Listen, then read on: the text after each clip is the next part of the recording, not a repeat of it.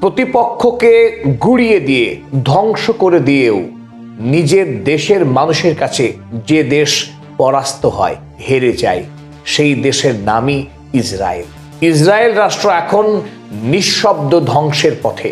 নিঃশব্দে ইসরায়েলের লক্ষ লক্ষ মানুষ তাদের দেশ ছেড়ে ইউরোপের পালাতে মরিয়া।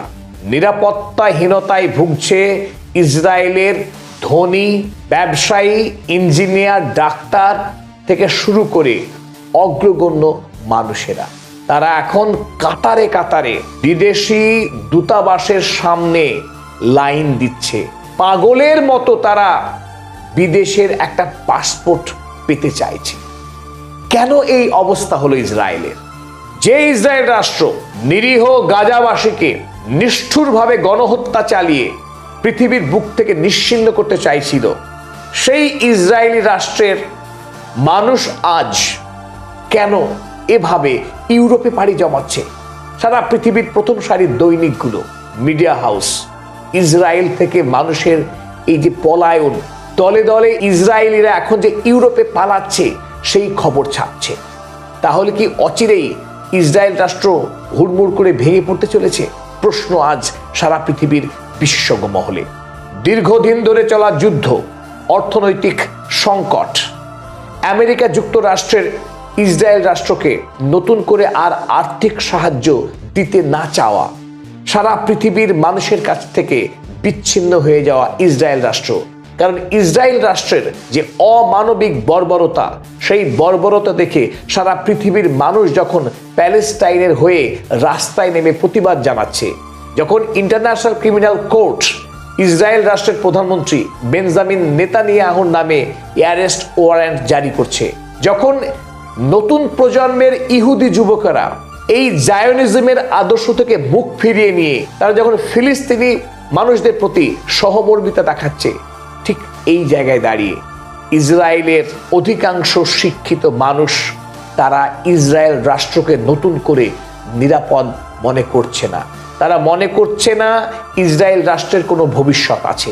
তারা এখন মানসিকভাবে বিপর্যস্ত, দ্বিধাগ্রস্ত।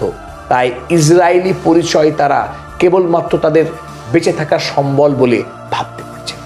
তারা এখন যে করেই হোক ইউরোপের কোনো একটি রাষ্ট্রের পাসপোর্ট নিয়ে তারা বাঁচতে চাইছে। আর তারই প্রমাণ মিলল 27 এবং 28 নভেম্বর ইসরায়েলের তেল আবিবে পর্তুগিজ দূতাবাসের বাইরে 1.5 কিলোমিটার লম্বা ইসরায়েলিদের লাইন। দেখুন এই লাইন, হাজার হাজার মানুষ তারা দাঁড়িয়ে অপেক্ষমান পর্তুগালের একটি পাসপোর্ট পাওয়ার জন্য। তারা ডেট নেওয়ার জন্য দাঁড়িয়ে আছে, অপেক্ষমান।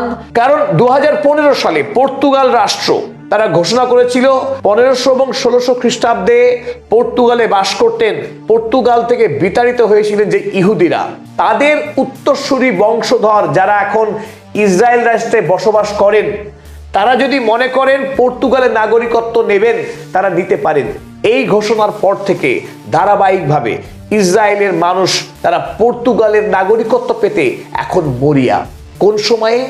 যখন 2 বছর ব্যাপী যুদ্ধ করে যখন গাজাকে গুড়িয়ে দিয়েছে, যুদ্ধে বিজয়ী হয়েছে, যুদ্ধ জয় করবার পর ইসরায়েলের মানুষ ইসরায়েল ছেড়ে পালাচ্ছে। পোল্যান্ডের নাগরিকত্ব নেওয়ার ক্ষেত্রেও সারা পৃথিবীর নতুন করে যত মানুষ এখন পোল্যান্ডে যাচ্ছে, নাগরিকত্ব অর্জনের ক্ষেত্রে ইসরায়েলিরা সব থেকে এগিয়ে আছে। ইউরোপের প্রতিটা রাষ্ট্রে এখন ইসরায়েলরা পাগলের মতো খুঁজছে কোন রাষ্ট্রে তারা নাগরিকত্ব পেতে পারে। কারণ একটাই, ইসরায়েল রাষ্ট্র তাদের কাছে নতুন করে নিরাপদ ঠিকানা নয়। আমরা দেখলে চমকে উঠব যে কি পরিমাণ ভয় এখন ইসরায়েলিদেরকে তাড়া করছে।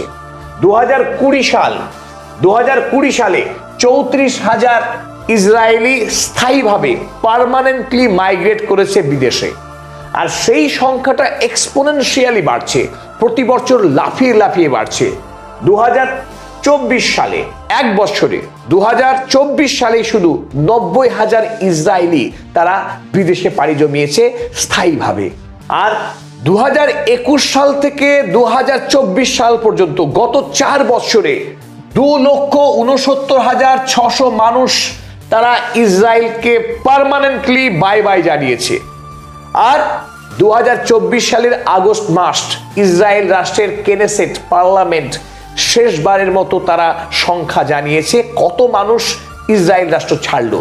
2024 সালের আগস্ট মাসের পর থেকে 2025 সাল শেষ, প্রায় আজ 2রা ডিসেম্বর পর্যন্ত 1 বছর 6 মাস অতিক্রান্ত হয়েছে, যেখানে প্রতি 6 মাস পর পর ইসরায়েল রাষ্ট্র পরিসংখ্যান দিয়ে জানাতো কত ইহুদি বিদেশ থেকে সে ইসরায়েলে বসবাস শুরু করলো এবং কত ইসরায়েলি দেশ ছেড়ে বিদেশে গেল।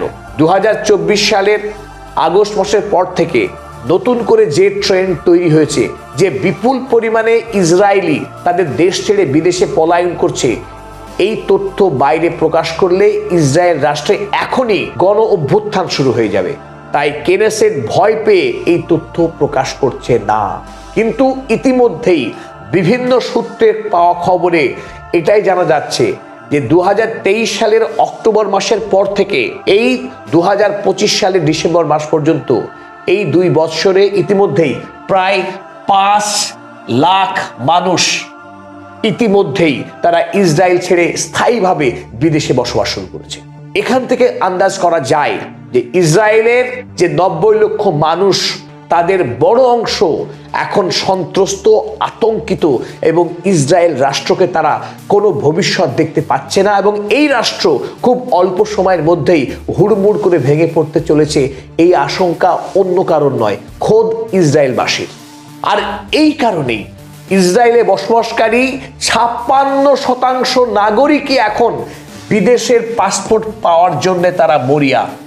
ইসরায়েলের 56% মানুষ তারা দাঁড়িয়ে আছে বিদেশি দূতাবাসের সামনে, যে করেই হোক তারা একটা পাসপোর্ট পেতে চাইছে এবং ইসরায়েল রাষ্ট্রকে তারা ত্যাগ করে বিদেশে গিয়ে নিরাপত্তা খুঁজতে চাইছে।